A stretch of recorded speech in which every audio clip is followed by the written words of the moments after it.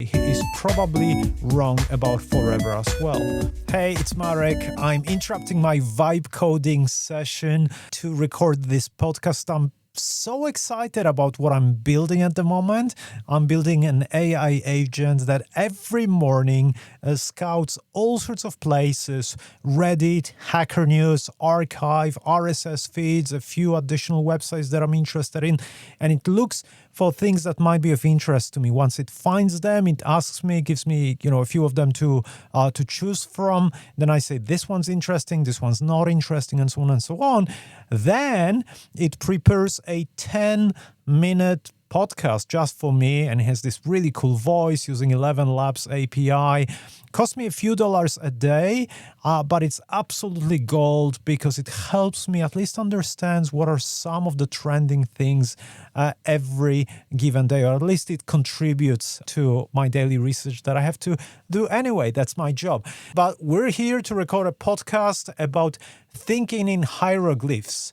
Hieroglyphs as in those ancient characters in ancient Egypt that would be carved in stone, that would tell all sorts of stories. We have them in pyramids, we have them all sorts of places, all coming from ancient Egypt. Why am I talking about hieroglyphs? Because I believe this is a great metaphor to talk about people who use ancient thought models to think about the world that we have today that is coming. So a quick background.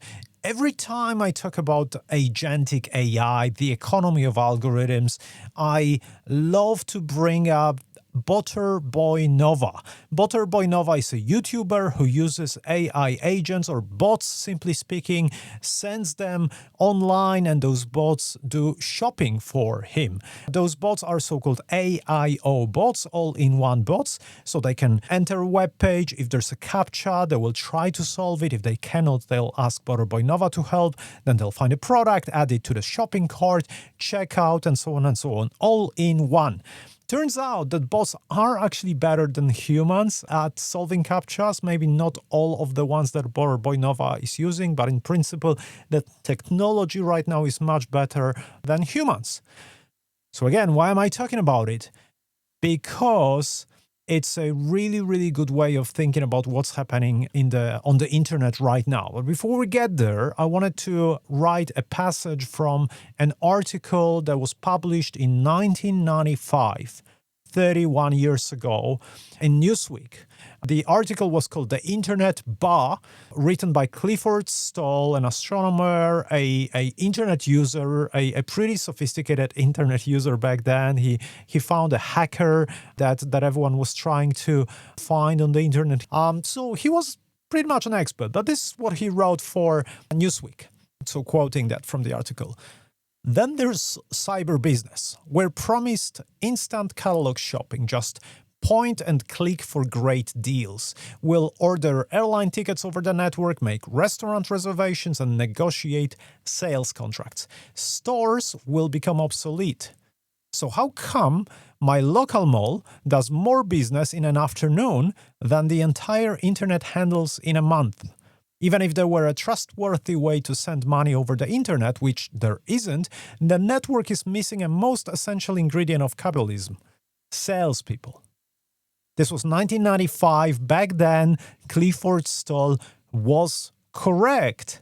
In 1995, his local mall was probably making more money than the entire internet in a month, simply because in 1995 there was no cyber commerce, as we would call it back then, or e-commerce on the internet. And back then, Clifford Stoll was absolutely justified in saying that you need salespeople, you need shopping malls to make money. He was wrong when it comes to the future, but he was right when it came to the day when he was writing it, right? That sort of, craziness of this situation is in the fact that, yes, he was right about today for him. He was right about now. He was wrong about forever. This article, I was reminded of it when I read about the most recent earnings call by Shopify, that company that offers checkout services for e-businesses. And the president of Shopify, Harley Finkelstein, said the following in the call. The way we think about agentic AI is it's a new surface where merchants can sell to customers. But just to be clear, LLMs do not bypass Shopify's checkout. The complex back-end of commerce will always flow through Shopify. Finkelstein is correct about now. Right now, Butterboy Nova's bots, AI agents, have to navigate web pages, have to go through Shopify's checkouts. But Finkelstein is wrong about the future, is wrong about what's emerging already now. There is absolutely no technical need for AI agents or bots to navigate through channels that were designed for humans. They don't need a platform like Shopify. Finkelstein is thinking in hieroglyphs. And what I mean by that is when I was writing my book, The Economy of Algorithms, in one of the chapters I used an example of an ancient Egyptian visionary scribe. I was thinking, what would the word in Egypt be for a futurist? And I thought a visionary scribe would be a nice word for it. And when I was writing about it, or about that scribe, I said that the scribe working in Egypt in 2500 BC would imagine automated spear throwers, hieroglyph carving machines, and oracles in every household. And my point was, this would be correct, but remember that it takes a giant leap of imagination to be able to say, you know what, in future, we will have machines that will use the concept of hieroglyphs to calculate numbers, to create new stories, to help us create content that we wouldn't be able to create before, to run businesses, to run the economy. That leap, that mental leap requires going beyond the now and thinking about the future. And I think Finkelstein was just simply not doing it. Now, I'm not sure why. Maybe Finkelstein is not aware of what's coming, or maybe he's just trying to protect the stock price. The Shopify's stock price has been falling quite steadily in the last couple of months. So we have the e-commerce space that has been built for humans, and then we have e-commerce space for agents, and this one has not been built just yet. It's up for grabs. Yes, there will be new protocols coming up. There will be new ways for those agents to interact. There are some initial protocols emerging, but nothing is really taking over that space just yet.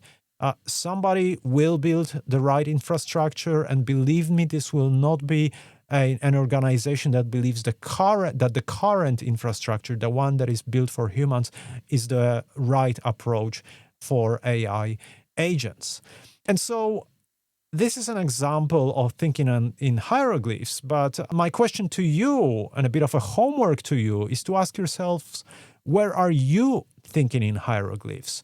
What is the aspect of how the way your organization operates, the way your organization delivers value, that you've quietly assumed is permanent and is not changing, and in future, in this economy full of autonomous or semi-autonomous software entities, will remain as it is? Stoll was right about 1995, but he was wrong about forever. Finkelstein is right about today. He is probably wrong about forever as well. What are you right about today, but might be wrong about forever? Stay curious.